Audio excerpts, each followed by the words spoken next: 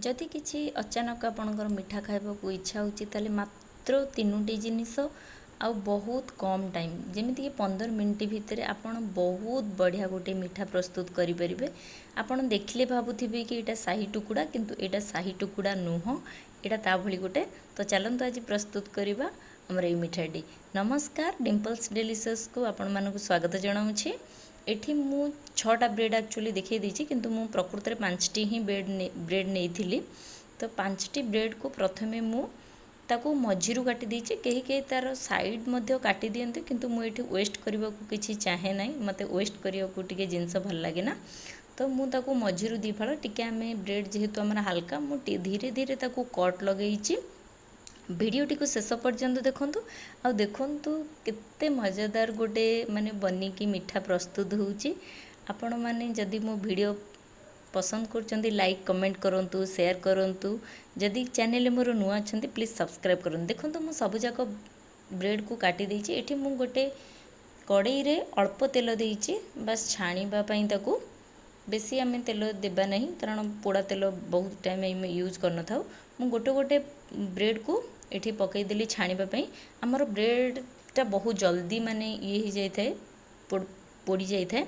तो आम ताकू सांगे सांगे माने जिते शीघ्र हो पारे आपण ताकू लेउटे लेउटे ताकू छाणी देबी। देखंतु ये मोर गोटे मिनिट रे ही एमिति हो जाइतिला, जेहेतु तेल बहुत गरम थिला। तापरे आमे ताकू कोनोसी स्पून साहाय्य के एमिति गोटे चिमुटा साहाय्य ताकू काढ़ी गोटे टिश्यू पेपर थिबा पेपर घोड़े गोटे काढ़ी दबा। मोर जेतेक ब्रेड थिला मु सबुस्ती को देखो आउ गोटे थर रे एमितिया करिकि सबु ब्रेड तक मु छाणी देइची।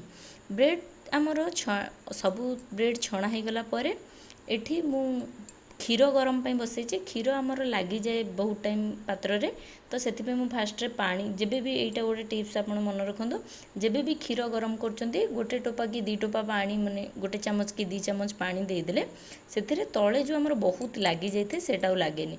एठी मु आधा लीटर क्षीर यूज करची। जदि आपण मेजरमेंट कप रे मापिबी आमर 2 कप हबो। जेपर्यंत आमर क्षीर गरम होउची सेई भितरे आमे किछि ड्राई फ्रूट्स काटी देबा, जेमिति कि काजू बादाम पिस्ता ही गला। तो जदि आपनक पाखरे नाही मध्य चलिबो, एटा आमर ड्राई फ्रूट्सटा टिके क्रिस्पीनेस थाए, तार क्रंचीनेसटा टिके बहुत भल लागे। किछि जदि केसर अछि आपन पाखरे केसर यूज करि परिबे। जदि किछि भी नाही ताले आमर गुजराती गुंड भी एठरे गोटे आधा चामच दे पारिबे। किंतु मो पाखरे एठी जेहेतु केसर थिला मु तार 15 रु 15 दाना ताकू कलर के, कारण केसर आमर बहुत बढ़िया कलर भी आसी जाए आउ तार गोटे स्मेल भी बहुत बढ़िया, तार गोटे स्वाद आसी थाए। देखो केसर मु दे देला परे ताकू किछि समय मिसई दूची। तापरे एठी मु 4 चामच जेमिति आम नॉर्मल जो किचन चामच मु एठी 4 चामच चीनी देइची। जदि आपण चाहि 4 चामच चीनी एठी समान हो जिवो। तो देखंतु आमर एबे क्षीर फुटी आसिलानी। क्षीर फुटी आसिला परे आमे काटिकी रखिथिबा ड्राई फ्रूट्स को एठी भल भाव आमे मझिरे मझिरे मन रखिबे, मझिरे मझिरे क्षीर को बारंबार चलाउथिबे, कारण क्षीर लागि जिबार चांस बहुत थाए। तो एठी देखंतु काटिकी रखिथिबा ड्राई फ्रूट्स सब पकई देबा।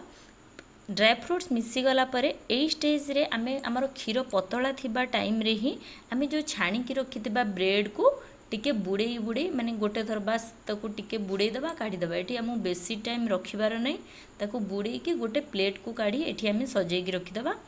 तापरे मझिरे मझिरे आमर सबु जाक ब्रेड को बुड़े काढ़ी साला परे आमे मझिरे मझिरे ताकू क्षीर को पुणी चलाउथिबा, कारण आमू क्षीर को टिके समय कम करियार अछि। बस बहुत गाढ़ा एठी क्षीर बनेबार नहीं। एठी देखंतु मोर सबु जाक बुड़े कर दिछि। एठी देखंतु आमर क्षीर रो क्वांटिटी टिके कमी आसिलानी, आउ टिके ताकू कमेई दबा।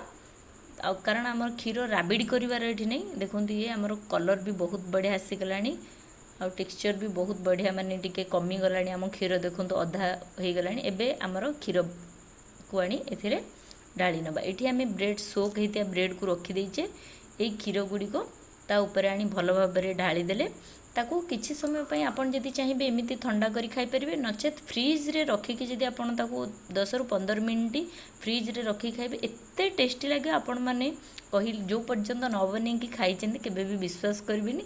तो थरे बनांतु खांतु आ आपणको अनुभव मो साथी शेयर प्लीज प्लीज।